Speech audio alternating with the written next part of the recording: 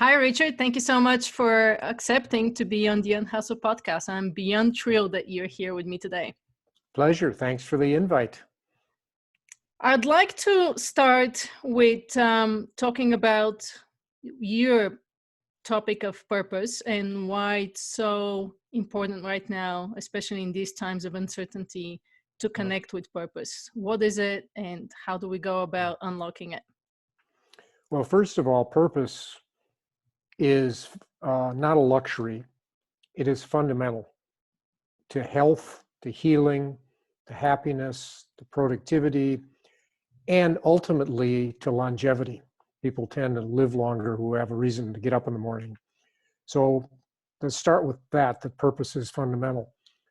Secondly, purpose is the answer to the question, why? Why do I get up in the morning? Why do I do what I do? He or she who has a why tends to manage anyhow. I got onto this very early in life when I spent a week with Viktor Frankl, who wrote the book Man's Search for Meaning, was in a concentration camp, a neurologist, went back to Vienna after 3 years in Auschwitz and wrote Man's Search for Meaning and said the last of the human freedoms is choice. It's to choose what you want to matter in that moment, regardless of the circumstances. So I was out of counseling graduate school and I'm trying to figure out what to do with my life. And I spent 5 days, you could hear a pin drop, listening to Frankl, and said, this message has to get out, and decided that this would be what I would do ultimately with my life. I didn't start out right away, but went down that path. So it's not a luxury, it's fundamental. It's the answer to the question why, and it's not a goal, it's an aim. It's a direction. Frankl would get up in the morning in the concentration camp, for example, and give somebody else a kind word, a crust of bread, a hug, hope for the future. So the paradox of purpose, Milena, is that purpose is always starts on the inside with self-awareness, but is expressed on the outside by making a difference in someone else's life that day. My own purpose, as I talk about it now, is basically to help others, myself and others, unlock the power of purpose in their lives. And I do that through writing, speaking, taking people on treks in Africa, and all kinds of different ways of doing it. So I'll stop there, but let me say one third thing. The third thing is purpose is universal. It's not an American baby boomer or self-help phenomenon. Having led 3 decades of walking safaris in Africa, had many insights from elders in East Africa, in particular in Tanzania, sitting under a baobab tree with an elder named Kampala from a tribe called the Hadza, Hadza, which is a hunter-gatherer tribe, the last of the hunter-gatherers living the true hunter-gatherer lifestyle, which very much to your point with Unhustle is the law of sharing. It's not the survival of the fittest, it's the survival of the kindest, the most compassionate. And so he said the only reason we've survived 75,000 years hunting and gathering is by total sharing. And then he said, Richard, you know what the 2 most important days in your life are? And I said, of course, birth and death. And he was chagrined by that. And he said, no, it's not that. Birth is one thing because infant mortality and it's tough out here in the bush. But he said the second most important day is the day you determine why you're born, how you fit in here, what you have to share with the rest of us. And sometimes they didn't even name people until they knew what their gift was, what they had to share. So I've studied purpose now for 4 decades. I've written about to be 11 books about it, done a PBS special that's been shown in 400 cities about it, and I'm still learning. The future belongs to the learners, not the knowers, and I'm still learning about the nuances of purpose.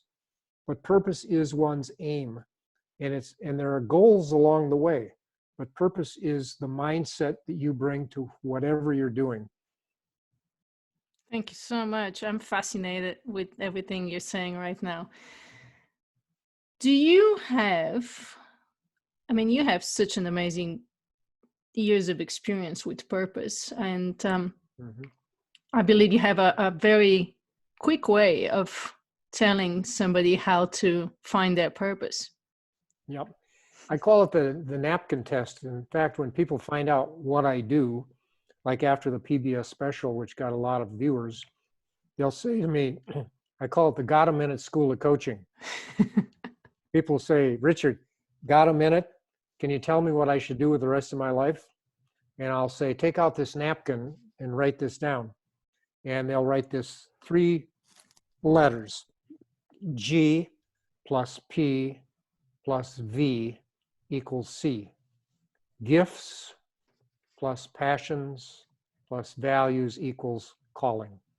So if you get up in the morning and you use your most enjoyed gifts, your strengths on something you feel passionate or purposeful about, in an environment that fits your values, that's a good fit for you, then there's a fighting chance that you'll be living purposefully. You may not be able to name it in a nice little phrase, but you'll be living from the inside out, from the core, with intention to make a difference in the world in one way or another. Not just make a living, but make a life, make a calling. And so that's the napkin test. And there's a lot under that. But people will often say, wow, that's brilliant. How come I never learned that when I was 17 years old? And now I'm 45, not me, but they'll say I'm this certain age. And I'm just getting to the point where I've realized I don't really like what I'm doing. And I have never liked it. It chose me. I didn't choose it. I needed to make a living, so I started. So I think a lot of people in the pandemic right now need to do the napkin test to look at, because the world's not going to be the same. They're not going to go back to the same job in the same environment in the same way. They're going to have to renew and refine their offer. And we all are, not just, you and me and everybody needs to relook at how we're doing, why we're doing what we're doing, and then how we're doing what we're doing. Do you find that people have been reaching out to you more so during these times than before? Yes and no. A little bit different in that I'm not live with people. I'm like this Mm-hmm. on Zoom or a podcast or something, a phone call. And so I find people are yearning for, I'll call it high touch, but someone to talk to. Mm-hmm. During times of change, during times of uncertainty, purpose becomes important. Here's why: because we tend to, when we have a trigger event in our life of any sort, could be health, could be financial, could be career, relational, could be a whole lot of different things, we tend to go higher and deeper. And when we go higher, we step back and look at kind of what's going on out there. And then we go deeper to say, what's going on in here? What am I going to do about it? Or what do I need to do about it? Think back to 911, and people all of a sudden, first call they made was to their loved ones when they went deeper and make sure everybody, after they went higher, to look at. So a lot of people now, millions, billions maybe, are going higher and deeper, looking at what really matters and why, and looking at things with a different sense of no longer can deny death, no longer can deny the upset of disruptive environment like this. They've got to figure out what to do. And one of the things that I always say in answer to your question about being sought out is that isolation is fatal. During times like this, going it alone is a bad idea. It's always a bad idea, but going it alone. And so I find people wanting high touch, wanting to reach out and talk. And actually, they don't want advice. What they want is listening. They Right. want someone to hear them and hear their voice and hear their fears. And as our mutual friend and acquaintance Chip Conley says, anxiety equals uncertainty times powerlessness. And when you have that anxiety, what you need is someone to listen to. And one of the things that I advocate and have always advocated is that you should have a sounding board, like a kitchen cabinet, now more than ever with isolation, literal isolation, not figurative, people need people who listen and that they can talk to. And so I'm finding that I'm doing a lot more of that kind of, even though it's virtual, deep listening right now. Yeah, and I think from a coaching perspective, I mean, that's what coaches do is be there to listen and ask some questions. But that's And a I have great my point own, about. I have my own fears and my own uncertainties. So it's not like as a coach or a consultant or as an author, well, what do I do in this situation? Well, I have some ideas about that, but the fact is I've never been in a pandemic before, and I don't know when this is going to end and how it's going to end and whether I'm going to get it or not, or you. And so I Right. think there is, I wouldn't call it fear, but I would call it a certain disease or unease rather. Unease, yeah, yeah. You know. Which is where we go back to your health, heal, whole, and holy concept. Yeah. Yep. Would you And like to elaborate on that a bit? well, I think as you know, when I way back when dinosaurs roamed the earth, I had a fellowship, and I took this fellowship at the Harvard Business School, and I was an apprentice to what's called the Harvard Study of Adult Development, which is the longest standing study of adult development in the world, and I'm still connected with it. But what I learned was that there are two things that are fundamental throughout life. One is to belong, and one is to matter. Simply, that's my message: how to belong, how to matter. So I started to interview after being an apprentice on this study and wondering why this great research didn't get out there in the world. It has now. The TED Talk by Robert Waldinger is one of the all-time most listened to TED Talks in the history of TED. It's the second most listened to TED Talk. And it's about happiness and the good life. Happiness and the good life? Yeah, and the good life. I wrote I co-authored a bestseller called Repacking Your Bags, Lighten Your Load for the Good Life. And the research that I did following my own apprenticeship there was on the good life. And I interviewed, first we did a title search, an internet search on the good life, going all the way back to Aristotle. Then I started to interview older people over the age of 65, about what is the good life, and if they could live their life over again, what would they do differently, things like that. And I found there are 4 components to unhustling. The good life is living in the place you love, with the people you love, doing the work you love with a sense of purpose. Now, health and money are part of that, but I find so many people at certain inflection points in their life, trigger points, like the pandemic, are stepping back when they go higher and deeper, are looking at, well, what is the good life? Am I living the good life? And what am I learning about that in this? Am I living where I really want to live? What about the people? I may be in the right place, but with the wrong tribe. What about my work where I spend 60 to 70% of my life? Am I doing things that matter and that really fit my pattern and my purpose? And purpose, why am I doing what I'm doing anyway? And so we're now writing that book, Repacking Your Bags, sold over 1 million copies, 20 languages. So we're now writing a book that will be out next year called not what do you want to be when you grow up, but who do you want to be when you grow old? The art of aging on purpose.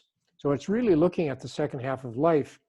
Now that you have grown up, who do you want to be in this next phase of life? Because as I'm sure you know, and your viewers will know, that we've added 3 decades to life. In 1900, the average life expectancy was 47. Now it's 85. It's in the 80s and over, depending on whose data you look at. So we've added, does greater longevity have a purpose? Does living longer have a purpose? Or is it just about cruising, getting enough money and retiring and cruising? Well, I'd be interested to know what you think about that with unhustle, because unhustle to me doesn't mean not working. Not at Unhustle all. means working with flow, doing Correct. what you love and being fully engaged with it on your own time. On your own time, meaning so you're not burned out. I've done a lot of work with the Mayo Clinic and with the American Academy of Neurology and others on the whole thing about burnout. You know, burnout, overdoing, rust out, under being. I know a lot of people who have retired and are rusting out. They're not growing. They're not interesting. They're not interested.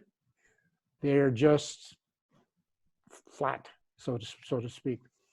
So anyway, the whole business of studying this has gone back a long time, and I'm now very interested in purpose from cradle to grave. That's very interesting. And somehow I got on that trajectory of meaningful, purposeful work a little bit younger, maybe in my life, Yeah. for whatever purpose or How did for you get whatever that? Was reason. it? Yeah. How did I get there? Well, I mean, that sense of purpose. with the sense of purpose, I mean, I told you before we started recording that I've been intrigued into the meaning of life for all my life. Yeah. Starting pretty young.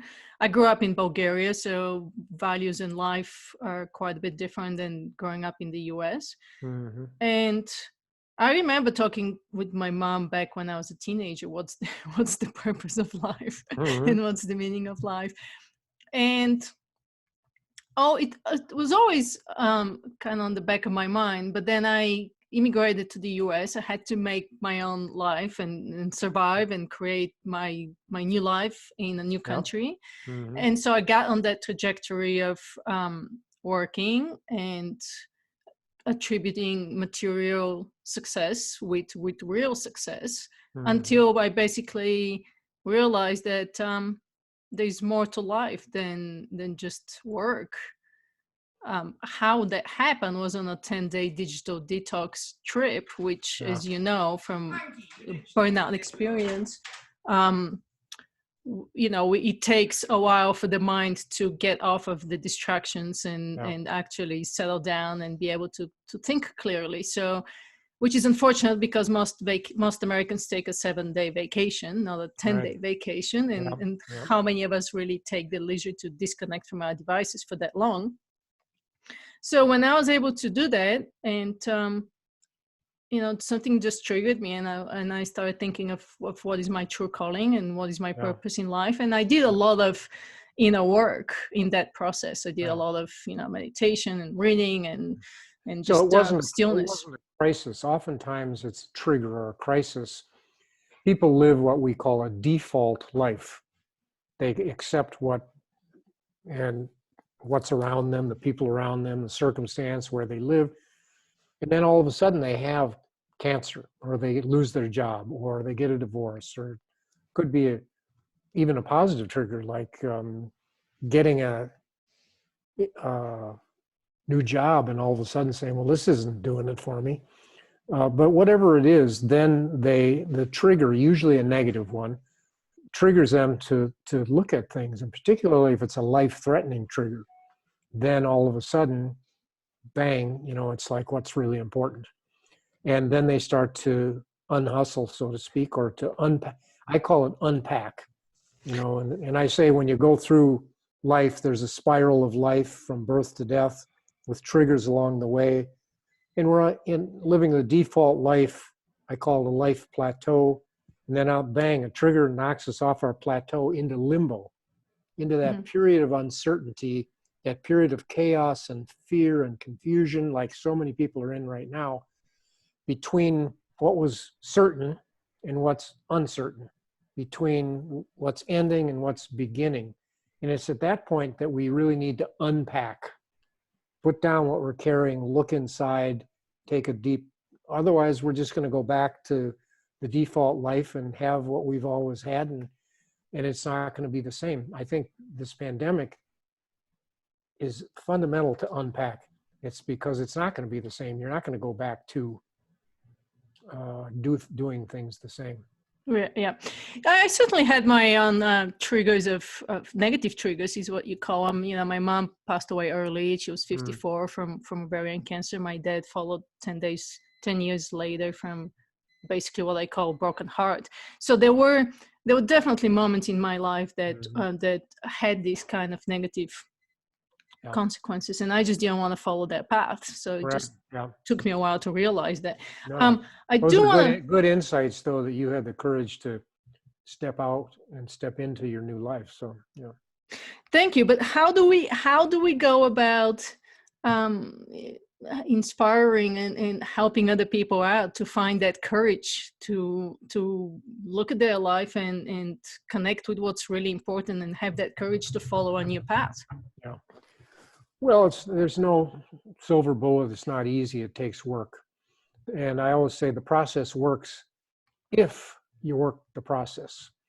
And here's the process that I recommend. One of the books that I co-author is called Life Reimagined, Discovering Your New Life Possibilities.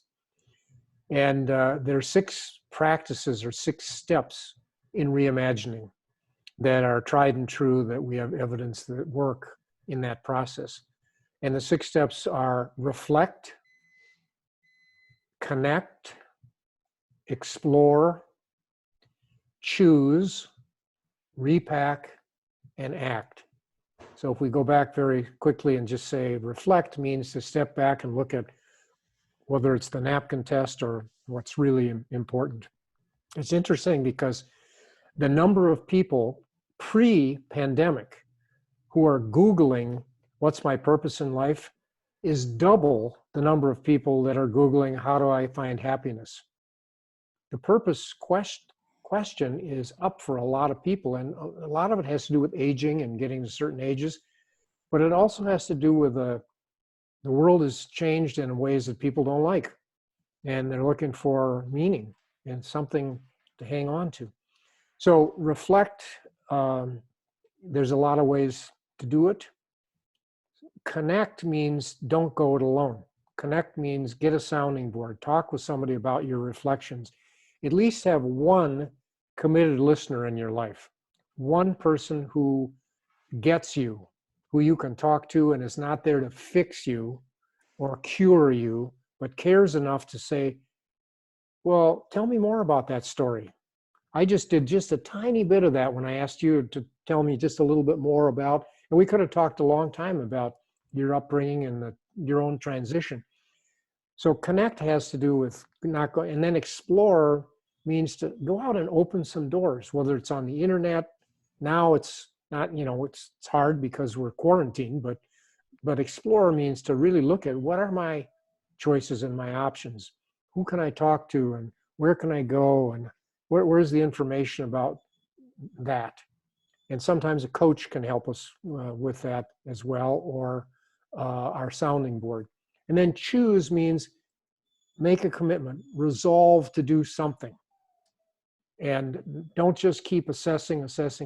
People who keep assessing and reflecting throughout this pandemic without making some kind of resolve, some kind of intention or commitment are going to find themselves in the same place. It may be the wrong commitment, but at least it'll move you forward. And so choose means to choose something that you're going to go for, or maybe 2 things, but don't just keep exploring. And then repack means to unpack your bags and look at how do you lighten your load? What do you need to unhustle? You need to let go of certain things. What do you need to let go of? Maybe on your calendar, with your checkbook, with your money, with your relationships. What do you need to do to lighten your load, to give you the time and the resources to really do what you say you're committed to?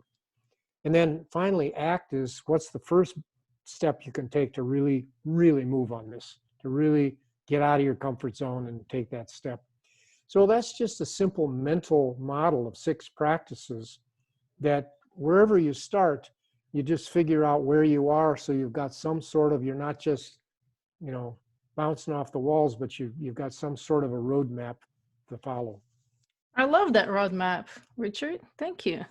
This is in your book, Life Reimagined? Life Reimagined. And my co-author, by the way, Alan Weber, this is an interesting story, I think, for your listeners, your viewers.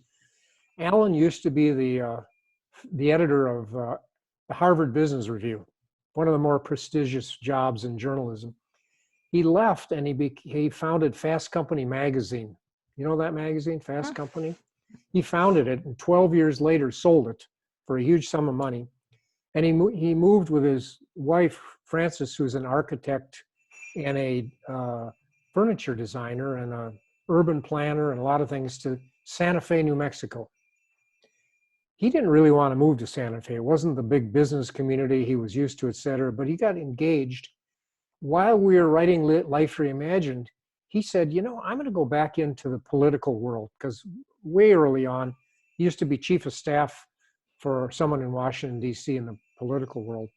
Make a long story short, he's in his third year as the mayor of Santa Fe, New Mexico. He reimagined his life from being the editor of the Harvard Business Review to now being the mayor. And here he is in a town where he's Jewish, not Catholic. He's Anglo, not Hispanic. He's not from there. He's from the East. He's actually from St. Louis, but from the East, by way of the East Coast. He has no characteristics other than deep character and deep issues that he can help solve in Santa Fe, but he's doing a fantastic job. Milena, he got 66% of the vote, including most of the Hispanic vote in Santa Fe, and so Wow. He'll probably get another term, and he's 70 years old. It's not like this guy, you know, is 40-year-old angling for something else. So with Life Reimagined, he says, tell people it works. It worked for your co-author, it'll work for others. I'm sure you have a lot more stories like that, Yeah. but thank you for sharing this one. Yeah. Is he happy? He's happy. He's not well, he's working 24/7 with the pandemic, because like Right. all cities, they've got serious cash flow problems, and they were doing great until this time. And you know, they've got the same smaller scale. There's only 85,000 people who live there, but it's a microcosm of most other cities. Wow. Yeah. It's an interesting times we live in, Richard.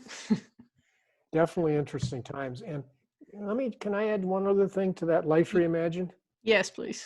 I interviewed people over the age of 65 on the good life, no matter where they're living. And I've done this now for many, many years, and said, if you could live your life over, what would you do differently? And what would you recommend to others? And 3 themes, which you might have read about or heard about in my work. But the 3 themes I think are important for your viewers. And that is, if you could live your life over, number 1, I would be more reflective, they said. Reflective means they would step back and really do their homework, not live a default life. They would check in at different times. And I said, to our earlier point, I said, well, why didn't you do that? Or when did you do that? And they always said, during a crisis, that was when I reflected. Otherwise, I was busy, busy, busy. And people today are saying, even in the pandemic, they're saying, where are these days going? I was so busy. I mean, I'm at home all the time, and the day went like that. Secondly, they said if they could live their life over, they would take more risks the second time around. They would have less regrets if they took more risks. And the 2 areas that they would risk are work and love, work and relationships. Those are the 2 areas that people find the most pain and the most pleasure. And so they would look at their work life and their relational life more clearly and be more effective in both of those. And we can talk a long time about that. And the third thing was the showstopper for me. 100% of the people that I've interviewed said they want their life to matter. They want to make a dent, like Steve Jobs said, in the universe. That's not what the older people said, but they said they want to leave their thumbprint, their footprint. They don't want to just live and die and have lived a good life, and they want somehow to matter.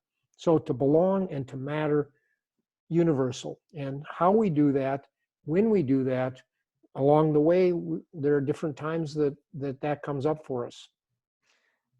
That's a phenomenal research. Reminds me a lot of the Brené Brown's research on the 5 regrets of the dying. Yeah. Yeah. Quite a few similarities in there. I don't exactly remember all her 5, but courage and no regrets was definitely 2 of them. I just did an interview for our new book yesterday with a man named Ed Rapp, R-A-P-P. And Ed used to be one of the top 3 people at the Caterpillar company, one of the big international construction, Caterpillar. He was on his way to being the CEO. And at the age of 57, he got a diagnosis called ALS, Lou Gehrig's disease. And he immediately resigned and decided he was going to really take this on because the prognosis that he got was 2 to 5 years.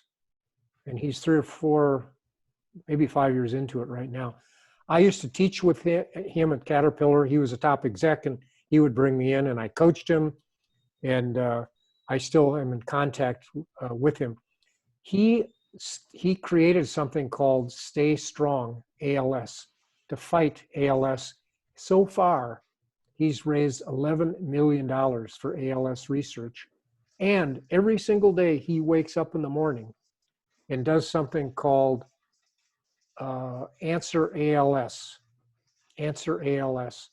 And what he does is somebody got ALS and desperately, to our earlier point, needs to talk to somebody about it. He's available. Now, this guy used to be one of the top 3. He was a group president of Caterpillar. Now he's coaching whomever calls. And he lives in Raleigh, North Carolina. And I wrote a beautiful story. He gave me a beautiful story for the book about some people, when they get a diagnosis like that, what would they do? It's all about me, poor me. And I'm not saying it isn't terrible. It's like Viktor Frankl in the concentration camp. It can't get any worse. ALS probably can't get any worse in terms of a health diagnosis. But he stepped into it, and it's made all the difference in the world. He's making a difference every day. And he says his father-in-law was saying to a group of people, "Oh, it's so sad, Ed. He had such a future." And Ed said, basically, "Don't cry for me. This is not a sad life for me. I know that the prognosis is not good in the future," but he said, "It's a good life right now. I get to help everybody. It enlivens me every day and makes me feel better. Actually changes the chemistry in the brain to listen to somebody in the morning when he gets up before he goes about his work." And he could be traveling all over the world right now speaking because he's so clear about his protocols and what he does on a day-to-day basis to live his vision of the good life in spite of the ALS. So I think with the pandemic or with anything, we always have choices, and they're not easy. And we're all going to have triggers in our life that are not good one way or another at some point in time. What we do with those, that's the power of purpose. That's what I really there is to bring that forward in people and that mindset in people. Thank you so much, Richard. That's so inspirational. Thank you for sharing that story. Yeah. So how are we doing time-wise? Are we getting there? Yeah, I want to be mindful of your time. I really appreciate everything you shared with us today. And thank you so much for accepting my invitation to come and have a talk with me today about purpose. And I'll be following your work around. Let's tell our listeners where people can connect with you and get your books. Well, you can get the books on Amazon or Barnes & Noble or any of those places, but richardleider.com has many blogs. They're all free. Many tools. They're all free. Videos, etc. But there's one thing that comes up when you go to richardleider.com, and it's Leider. Richard, no dot. Richard Leider, Leider.com. The first thing that comes up is my incomplete manifesto for purpose. I saw that. And it says, download this. And what I did was I took basically 4 decades of work, because people are busy today. They don't have time. And I distilled 4 decades of what I'll call wisdom, but insights that I had, into 10 points. And I called it my incomplete manifesto for purpose. This is what I believe. This is the ground I stand on. So if people want to know, well, what's the real background? What's the grounding for this? they can read that. They don't have to believe it or agree with it, but there's going to be no question about what this guy believes. And it's incomplete because I said earlier, I'm still a learner. Richard, And, I love that idea, and I'm going to steal it for Unhustle. and the back of the manifesto is my top 10 questions to answer. So if you go through, reflect and connect and all of that, and say, how do I go about reflecting? Start with those 10 questions. And I think they'll be, and it'd be good to do it with a committed listener or somebody else. And, but I find that, you know, there's plenty of resources there for folks. And I hope this new book, you know, which will be out next year, I'm having a lot of fun writing right now because it's keeping me sane on a day-to-day basis. When I wake up and make a nice cup of coffee, the first thing I do is write for 2 to 3 hours and then call and connect with my co-author. And both of us, he's a philosophy professor in Seattle, Washington, you know, halfway across the country, trying to teach philosophy using Zoom or the internet. And I'm doing what I'm doing. But together we are so far ahead in our writing because of the pandemic. It's been I wouldn't call it a blessing because we don't want that, but it has given us pause to really dig deep, and the writing is much better because we really stick with it and check in with each other. And so Who Do You Want to Be When You Grow Old will be out next year, and I hope, and I think it'll do quite well. I can't wait to read it and read all your other books. I'm on my progress. I'm on my journey with you. Yeah, thanks for the opportunity to talk with you, and I look forward to crossing paths with you in person, maybe down there at with Chip in Baja. That'll be great. Thank you so much, Richard. Have a great day. You Bye. too. Thank you.